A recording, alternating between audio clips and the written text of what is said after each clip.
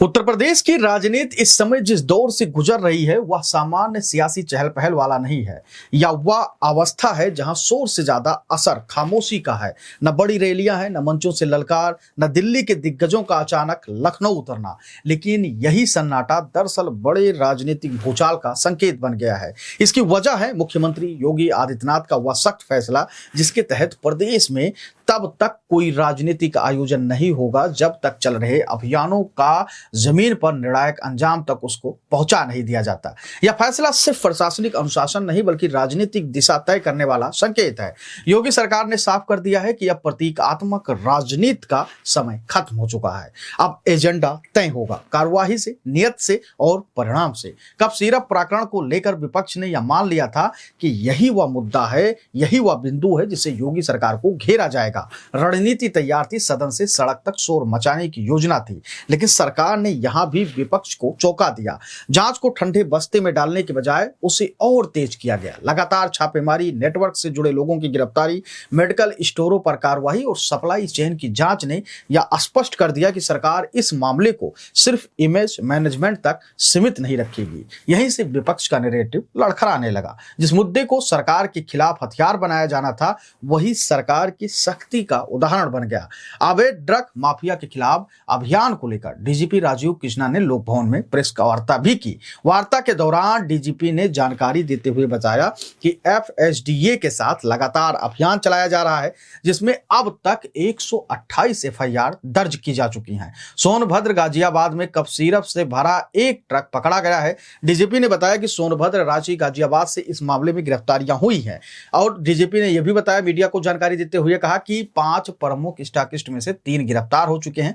अब तक कुल 32 आरोपी गिरफ्तार हो चुके हैं। इस मामले में एमपी से मिली सूचनाओं के आधार पर जांच की जा रही है। मध्य प्रदेश की सिरफ का इससे कनेक्शन नहीं है। सौरभ त्यागी गिरफ्तार, भोला जायसवाल, विभोर राणा भी गिरफ्तार हो चुके हैं।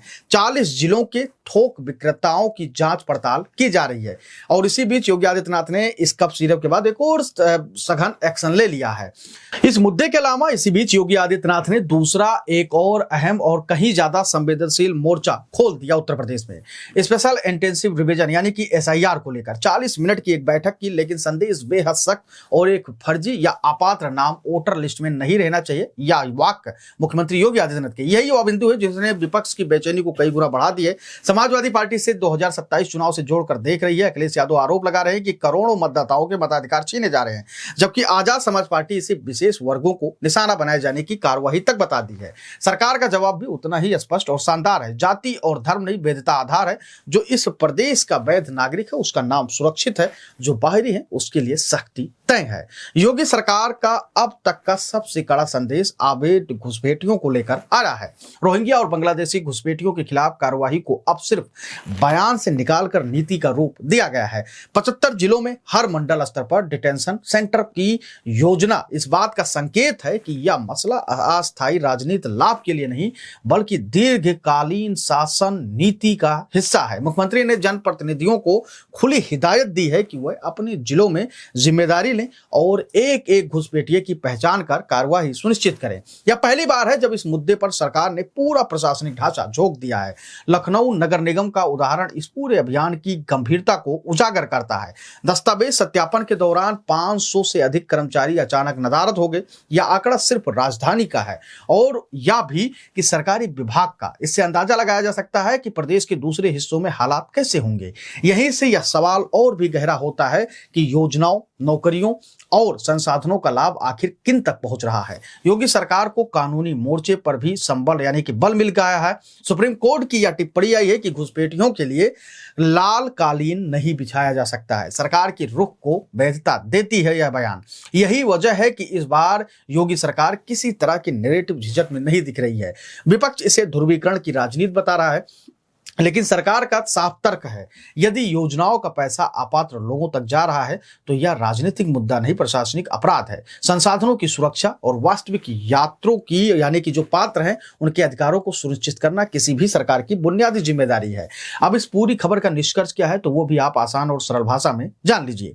योगी आदित्यनाथ का यह निर्णायक मौन दरअसल आने वाले बड़े राजनीतिक शोर की भूमिका है। संदेश साफ है, उत्तर प्रदेश में एजेंडा अब बाहर से तय नहीं होगा, न संगठन की आंतरिक राजनीति से, न दिल्ली की प्रतीक्षा से। अब सवाल यह नहीं है कि इन कदमों का असर या पड़ेगा या नहीं, सवाल यह है कि इस असर के बाद उत्तर प्रदेश की राजनीति खुद को किस नए मोड़ पर पाएगी। यही अनिश्चितता, यही बेचैनी आज विपक्ष के चेहरे पर साफ झलक रही है, क्योंकि राजनीतिक सूत्र कहते हैं कि विपक्ष जिन दो मुद्दों पर योगी सरकार को घेरने की कोशिश की थी, उन दोनों में अब वो फेल होती हुई नजर आ रही है। पहला मुद्दा कप सिरप का उठाया गया, जोर शोर से संसद भवन तक गूंजा, सड़क से लेकर हर जगह मीडिया के मंचों पर यह बात दोहराई गई कि योगी आदित्यनाथ ठाकुरवाद कर रहे हैं, उनका बुलडोजर का स्पीड रुक गया है। और जब उनके सजातीय लोगों की बात आई तो योगी आदित्यनाथ कोई कार्रवाई नहीं कर रहे हैं। लेकिन इसके उल्टा योगी आदित्यनाथ ने सख्त कार्रवाई करते हुए तमाम लोगों के ऊपर FIR कराई है।